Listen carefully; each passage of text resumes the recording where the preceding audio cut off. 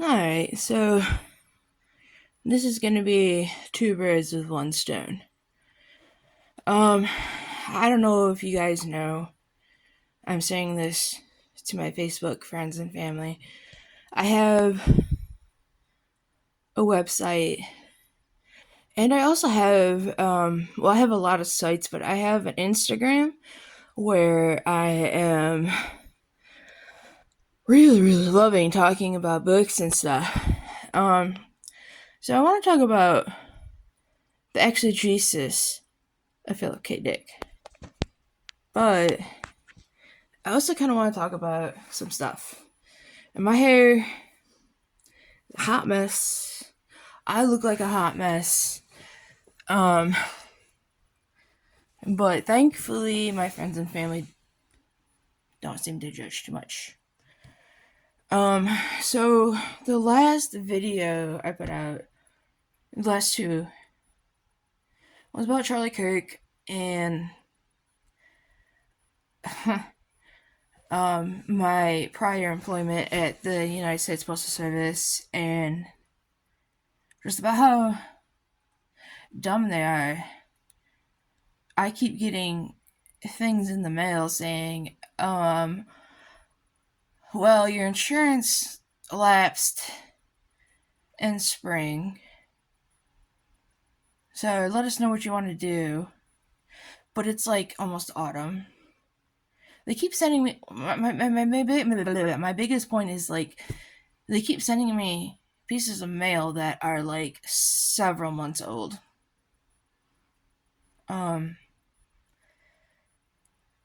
Right now they are going to garnish my wages from the post office to get back their oh uh health insurance. But I'm like, do you guys not realize that I don't work for you all anymore? I already paid you $546. Now you want $346. It's weird. Weird numbers, weird timing, and I just don't get it. But yeah, so that's that. Yeah, we're just all over the place. And that has kind of been me for the past 6 months. I have been going through ups and downs, like a roller coaster. There are some days I feel absolutely great, ready to conquer the world, and other days feeling very sick. My allergies and immune system just seem to be working against me. But one of the things I love to do, to keep doing through all of this, is working on my website. That's going to be a forever project. It's a website where I just put everything that I love and I archive it. If you ever do visit my website, visit the links section. That's my pride and joy is the link section. Just curating links. That's the kind of person I am. I just want to take the things I love and put it out there and create links to support what I love. The problem with that is that links aren't forever, so there's that. One of my biggest, I don't know if you want to call it fears, the deepest worries in my life is just the lack of permanence. And it has nothing to do with my life. I fear the lack of permanence in this world, in this universe. Probably shouldn't talk about that because it's gonna kind of make me sound either pretentious or weird, but nothing in this world, the earth, us, the universe, nothing is permanent. No matter what we do, it's all just, you know, I was gonna say it's kind of a lie. Obviously there is some permanence. Part-time permanence where like if you write a book or something that could go on to live beyond your years, artwork, things like that. Even people like I don't want to say this, but like even like Elon Musk or something, people who go on to do things that do make a change in the world. Elon Musk is not a good person, and he really doesn't have a lot to ride on as far as his own IPs, his own things. I don't know how else to say it. Um, but yeah. So anyway, one of the things I love is talking about books, and so what I want to talk about today is about the exegesis of Philip K. Dick. Philip K. Dick wrote stories that were turned into movies, like Blade Runner is probably the most popular one. Minority Report, Total Recall, A Scanner Darkly, so many other things. And I absolutely love him. He had his problems. He definitely, I mean,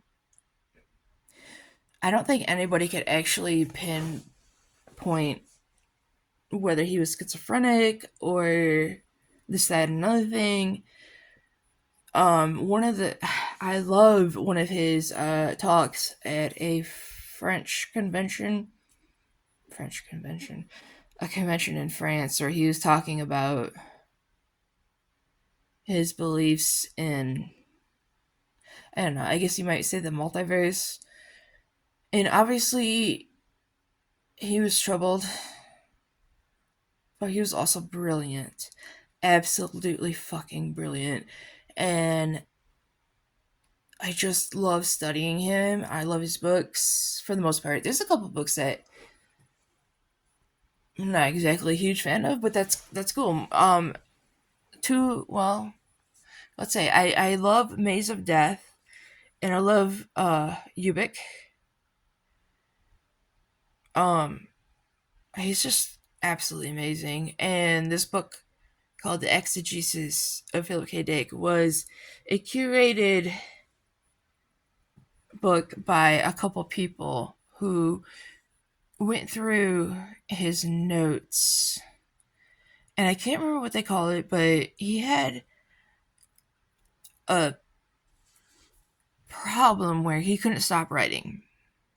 And this means like you're writing 24/7 a day. He had like millions of paperworks, notes, letters, and everything like that. So that's what I'm going through. It is absolutely fascinating, but it's also eye-opening and it's educational because there's so many ways that I don't understand that I have looked up, and I'm writing these things down in my notes, and it's educating me as well.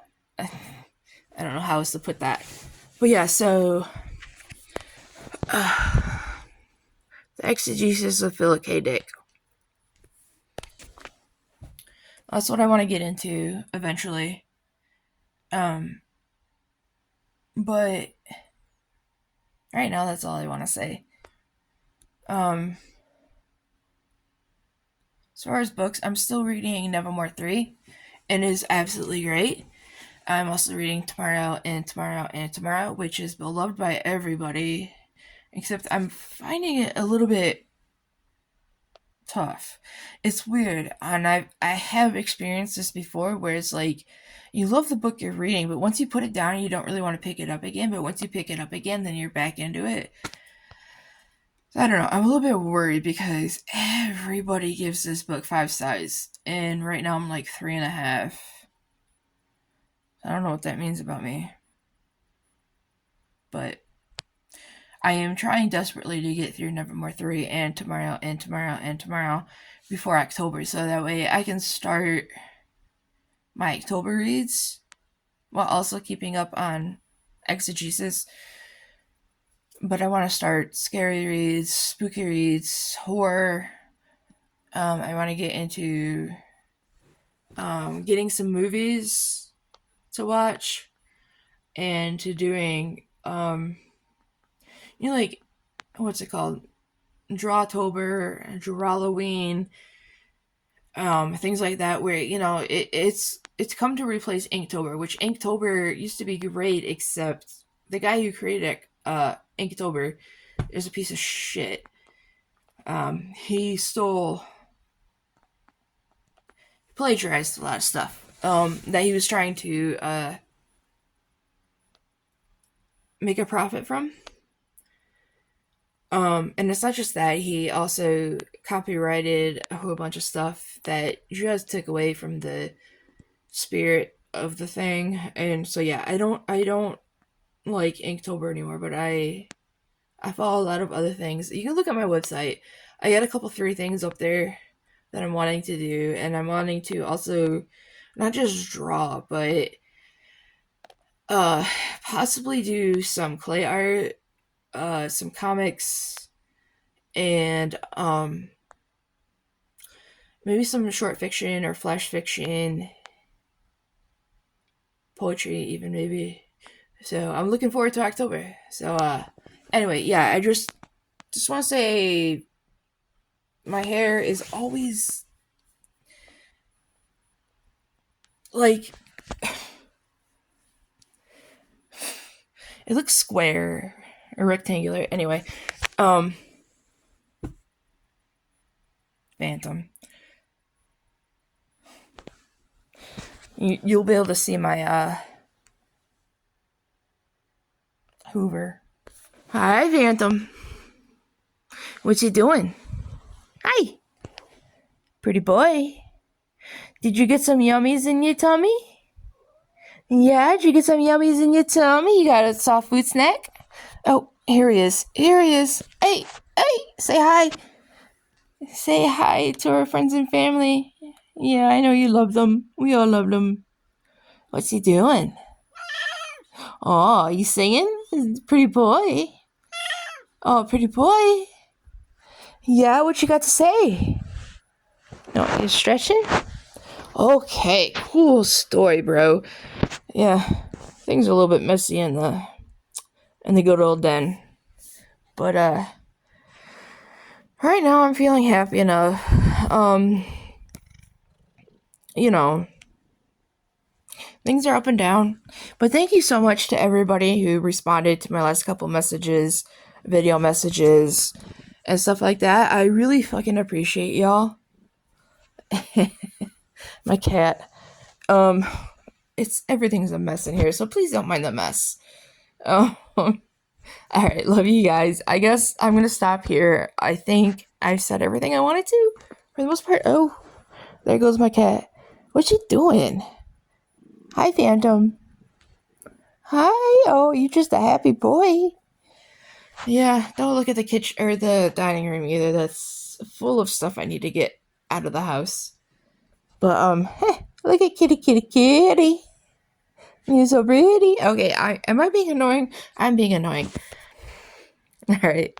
Look, thank you to everyone. Real talk, I really fucking love and appreciate you guys. And Chris, thank you so much for the advice that you gave me. That is going to help me so much in my future endeavors when it comes to finding a job. I